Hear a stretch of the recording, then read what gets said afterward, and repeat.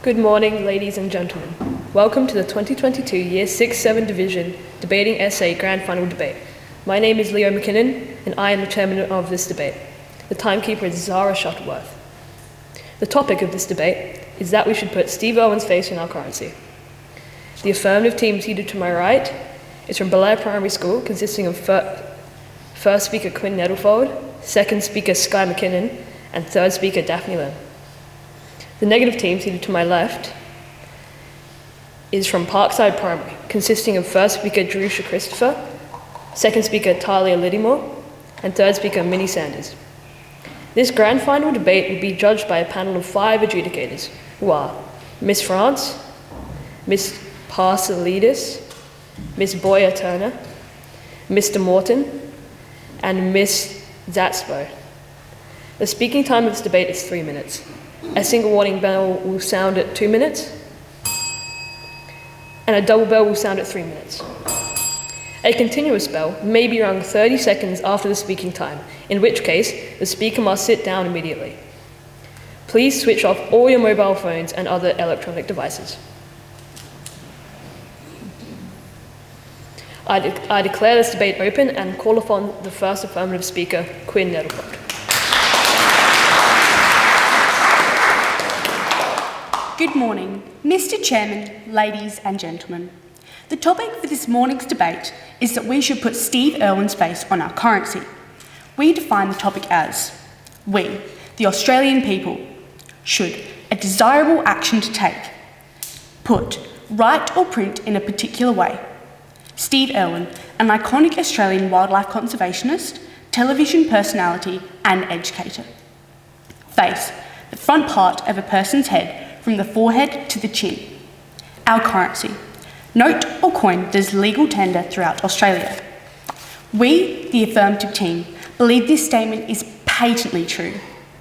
Today, as first speaker, I will talk to you about how Steve Irwin fits the criteria to be on our currency and how he was an outstanding entrepreneur.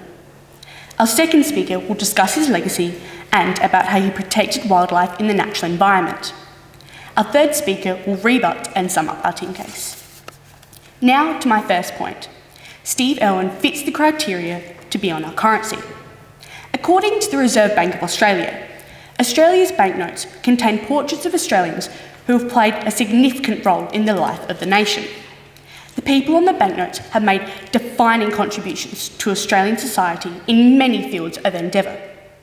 Also, according to the Royal Australian Mint, Steve Irwin has already been chosen on a 2009 Inspirational Australians commemorative coin.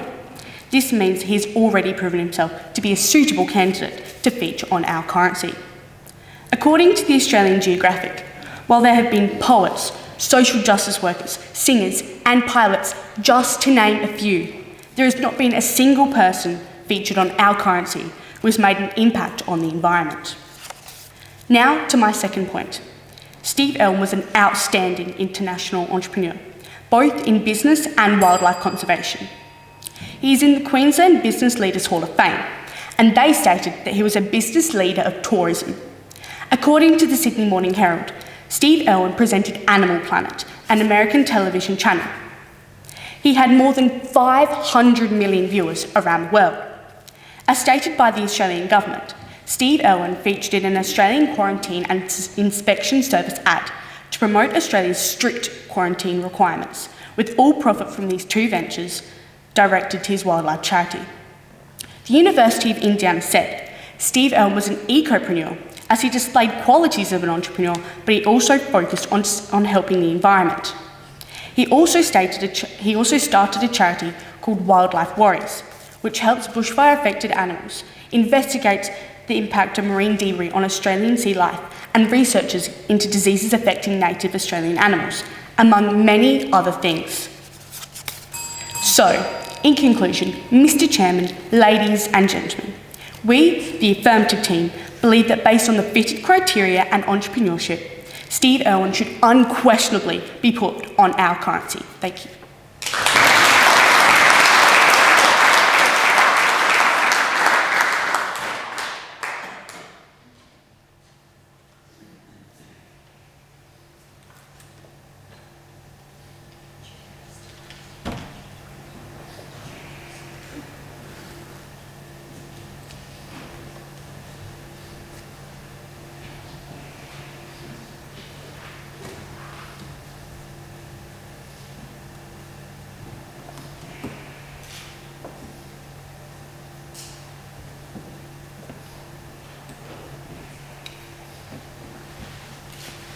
I call upon the first negative speaker, Jerusha Christopher.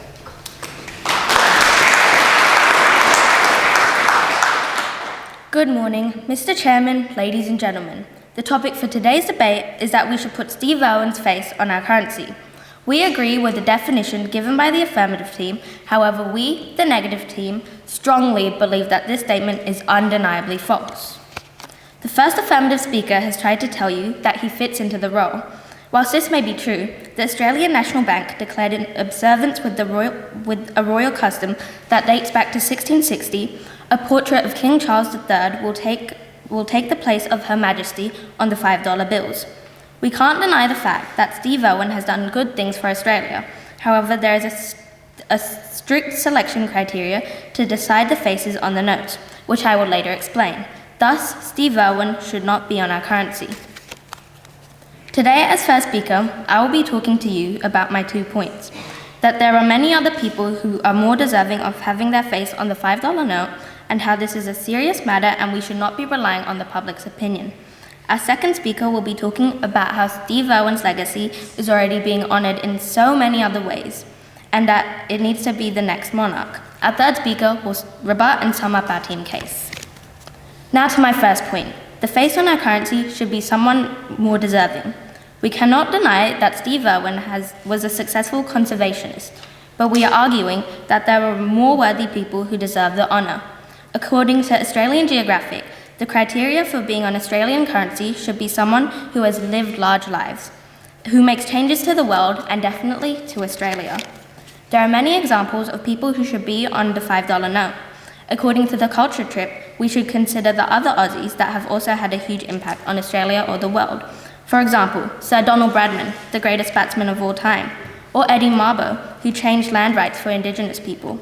There's a lot of other people in Australia's history that had a much more profound impact on history and life. This undeniably shows that Steve Irwin should not be the chosen face for our currency. Now to my second point. This is a serious matter and should not be relying on the public's opinion. Let's take a look at a perfect example of when the public were given the opportunity to make decisions of a more serious nature. The New York Times provided several examples, including Bertie McBoatface, which is a UK research ship that was actually meant to be named after Sir David Attenborough. Instead, when put to public vote, it was given the absurd name Bertie McBoatface. How much weight should we bestow to the public? To add on to that, Change.org's petition about Steve Irwin only received 35,000 responses. This is only 0.13% of the entire Australian population. From the examples above, this is undeniably clear we cannot trust the public. Evidently, Steve Irwin's face should not be on our currency based on public opinion. So, Mr. Chairman, ladies and gentlemen, in conclusion, we, the negative team, thoroughly believe that we should not put Steve Irwin's face on our currency. Thank you.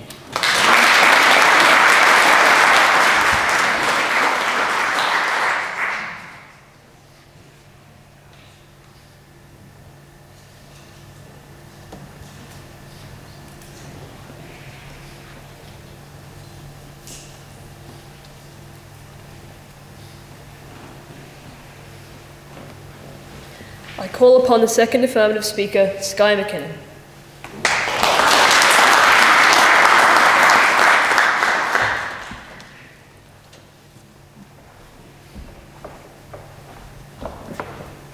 Good morning, Mr. Chair, ladies and gentlemen. The topic for our debate is that we should put Steve Irwin's face on our currency. We, the affirmative team, believe that this statement is undeniably true. Now to my rebuttal. The first speaker on the negative team has tried to tell you that this is an important matter and that we shouldn't leave it up to the public to decide. This is false because, however, the name Bertie McBirdface may be absurd, but Steve Irwin on our currency is not. We have already discussed how Steve Irwin is an ideal candidate for our currency. The first speaker on the negative team has tried to tell you that there are other, better candidates for our currency than just Steve Irwin. This is false because this is a red herring fallacy, as we are arguing whether Steve Irwin's face should be on our currency, not whether somebody else should. Our first speaker spoke to you about how Steve Irwin fits the criteria to be on our currency. She also spoke to you about how Steve Irwin was an entrepreneur. Today, I'll be talking to you about 2 points. Now to my first point. that Steve Irwin has a long history of responding to and protecting wildlife in their natural environment. As well as this, Steve Irwin and his charity have helped the declining population of the Sumatran tiger by donating over $1.5 million since 2023 and training anti-poaching units, as according to endangeredwildlife.org. Another animal Steve Irwin has helped is the black rhino. According to flora.fauna.org, the black rhino's population has rebounded from just 22 rhinos to an impressive 115, with the financial support of Steve Irwin and his charity. This just goes to show that Steve Irwin cared a lot about protecting animals and the natural environment on a local and global stage. Now to my second point, that Steve Irwin has left a lasting legacy on Australia and the world. According to CBS News, Steve Irwin's vision of conserving wildlife is continued by his family. Wildlife Warriors, a charity started by Steve Irwin himself and his family, is still being run today, as stated by Australian Geographic. According to News Messenger, Steve Irwin Day is a day to remember all the things he was passionate about: family, wildlife, conservation, and fun. His legacy is continuing through these things on this special day. According to Australian Geographic, Steve Irwin established the Australian Zoo, which incorporates an animal hospital that treats sick and injured animals and then rehabilitates them and releases them back into the wild. As mentioned by Sea Shepherd founder Captain Paul Watson, in 2007, a ship was named in honour of Steve Irwin, which effectively intervened against illegal Japanese whaling operations in the South Ocean. Steve Irwin has left a lasting legacy, which is shown through his family, charity, zoo, and impact on the world. So, Mr. Chair, ladies and gentlemen, because of these reasons that I have given you, Steve Irwin should unquestionably be on our currency. And remember, as Steve Irwin once wisely stated, if we save our wild places, we will ultimately save ourselves. Thank you.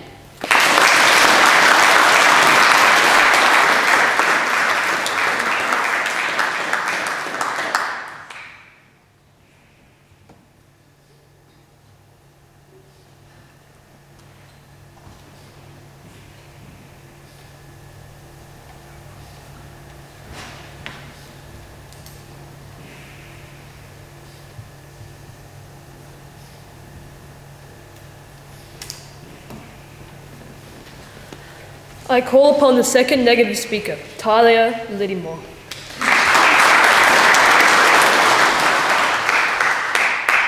Good morning, Mr. Chairman, ladies and gentlemen. The topic for today's debate is that we should put Steve Irwin's face on our currency. We, the negative team, strongly believe that this topic is incontestably false. The first affirmative speaker has tried to tell you that he was an outstanding entrepreneur. While this may be true, why Steve Irwin? We cannot explain enough that there are more deserving people in Australia. As our first speaker made undeniably clear, we are replacing history-altering individuals who have shaped Australia. This idea is necessary because it conflicts with the Royal Mint tradition and custom of including a monarch on the $5 bill. This is what the Reserve Bank of Australia expects, according to a statement made by the Assistant Treasury Minister. It is abundantly clear that Steve Irwin should not be on our currency. Our first speaker has already stated that the face in our currency should be someone more deserving, and that this is too serious a matter to be left to public opinion. I will be stating these 2 points: that Steve Irwin is already being honoured in so many other ways, and that the current monarch should be on the $5 note by tradition. Now to my first point, that Steve Irwin's legacy is already being honoured in so many other ways. Just a few examples of how Steve Irwin has already been honoured includes having a Sea Shepherd conservation ship named after him, having a monument in Mooloolaba, being donated an entire wildlife reserve, having a star on the Hollywood Walk of Fame, and even having a land snail species named after him called Crikey Steve Irwin. His family also continues to work tirelessly to keep his legacy alive and to fight for conservation through charities and the wildlife facility Australia Zoo. Steve's daughter Bindi was quoted by CBS News to say that the family's role through the zoo is to take it to a new level of conservation and educating people on how to make a difference in the world. Surely this is a far more appropriate way of honouring Steve, rather than printing his face on money, something that conservationists are typically against. This highlights the unnecessary need for Steve Irwin's face to be on the $5 note. Now to my second point. The Reserve Bank of Australia has stated that traditionally it is the current monarch who appears on the lowest denominator of banknote, the $5 note. According to 7 News, if Steve Irwin is selected to be printed on our Australian currency, he will be replacing the Queen on the $5 note. He is not a monarch. This suggestion is unnecessary and goes against the Royal Mint tradition of having a monarch on the $5 note. A quote from the Reserve Bank of Australia said, "It is their expectation that this would continue.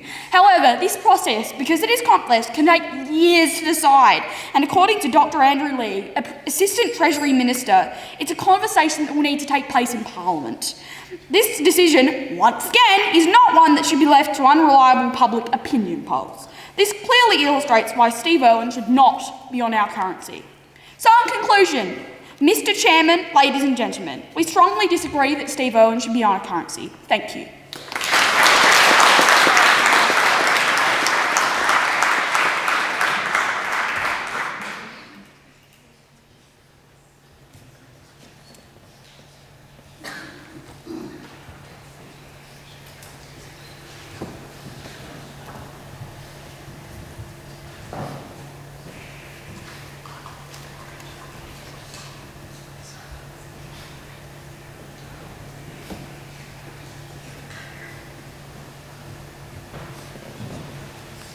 I call upon the third affirmative speaker, Daphne Lim.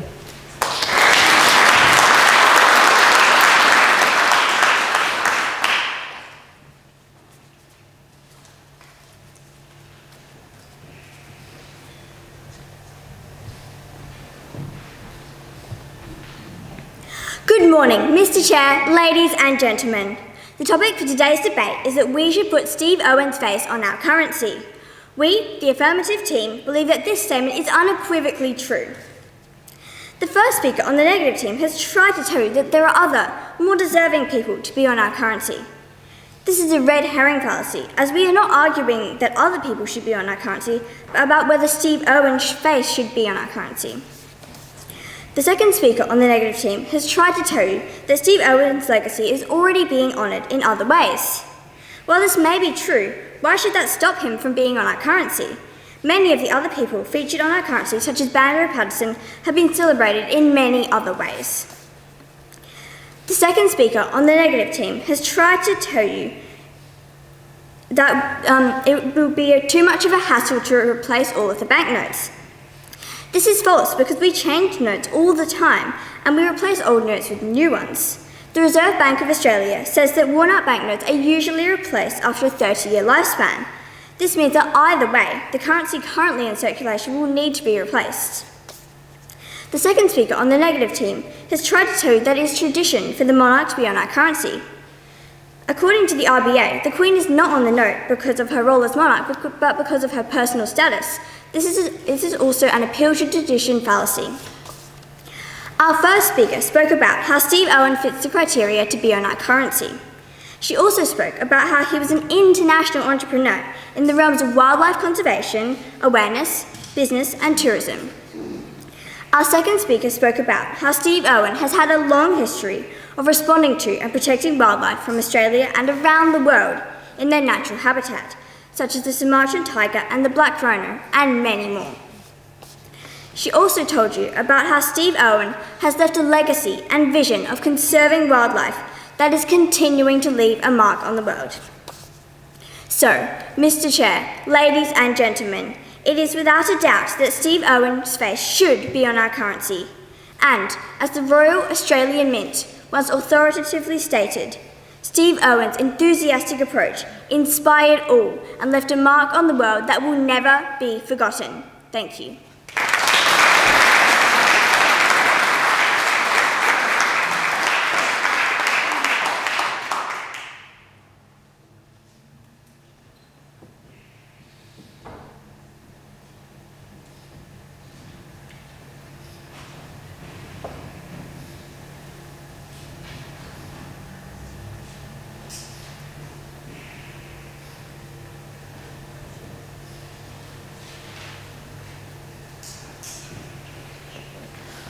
I call upon the third negative speaker, Minnie Sanders.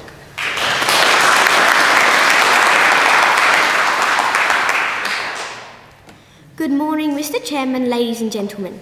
The topic for today's debate is that Steve Irwin should be on our currency. We, the negative team, strongly believe that this topic is undeniably false. The affirmative team has tried to tell you that the Queen wasn't on the currency because she was a monarch. However, if Steve Irwin is chosen to take the place of our Queen on our Australian currency, he will do so on the $5 note, according to 7 News. He is not a monarch. This idea is extremely unnecessary because the specific reason for this circumstance is that it conflicts with the Royal Mint tradition of having a monarch on the lowest bill or the $5 bill. This is what the Reserve Bank of Australia expects, according to this statement. Wales Online has found that in observance with this royal custom that dates back to 1660. Should we really be breaking this tradition? The affirmative team has tried to tell you that more than 5 million people know him. Whilst this may be true, a celebrity does not warrant a place on banknotes. Should we start including Kylie Minogue, Hugh Jackman and Chris Hemsworth on the note now that bibliographyonline.net has determined that they are all more well-known Australians? It was made clearly apparent by our first speaker that there are requirements and criteria of who can be on our notes. This makes it abundantly evident that Steve Irwin should not be on our currency. The affirmative team has tried to tell you that he's a conservationist and that's the reason he should be on our notes. The question of success is the most compelling argument for and against Steve Irwin being on our currency. As our first speaker made abundantly clear, the people that would be replaced are more history-altering in a positive way. Firstly, however, we cannot deny the successes of Steve Irwin. But however, there are so many other individuals and pioneers that are more admirable.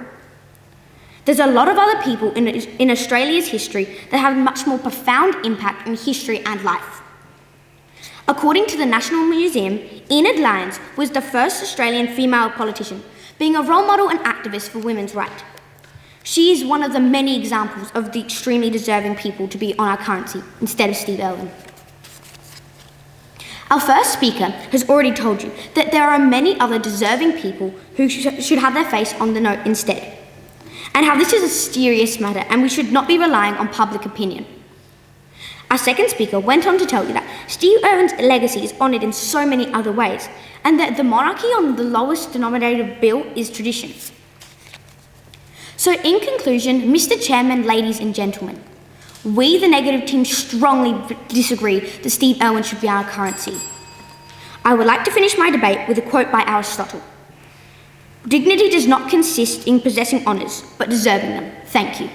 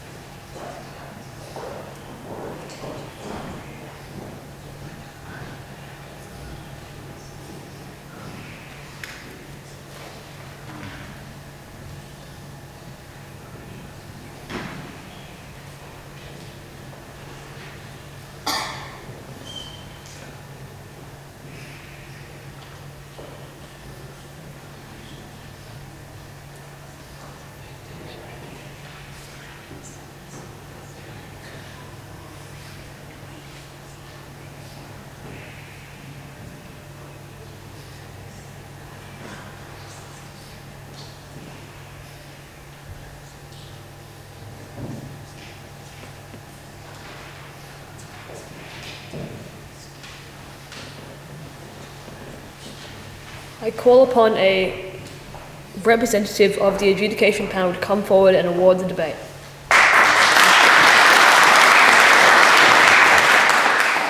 Thank you, Mr. Chairman. What an excellent debate to kick off the day. In a split 3-2 decision, the debate was won by the affirmative team.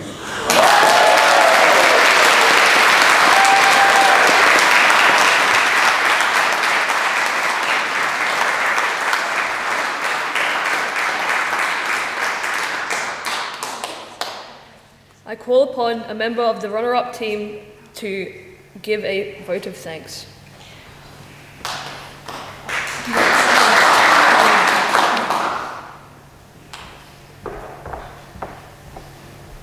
That was an incredible debate. We had heaps of fun just debating at Parliament House, to be honest. Getting this far is kind of surreal.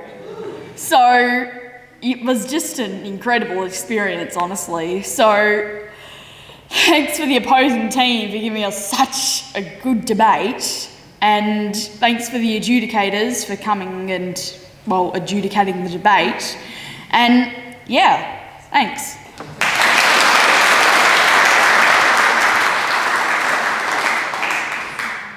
I call upon a member of the winning team to second that vote of thanks. Firstly, congratulations to both teams for making it this far in the competition. We would like to thank Parkside Primary School for putting up a really great case, our debating coach Miss Farmer for guiding us through this season, our friends and families for coming to watch and support us, Debating SA for organising, the Government of South Australia for hosting, and thank you to the adjudicators for judging the final debate of a very successful season. Finally, we would like to acknowledge the Kaurna people and that we are debating on their land. Thank you.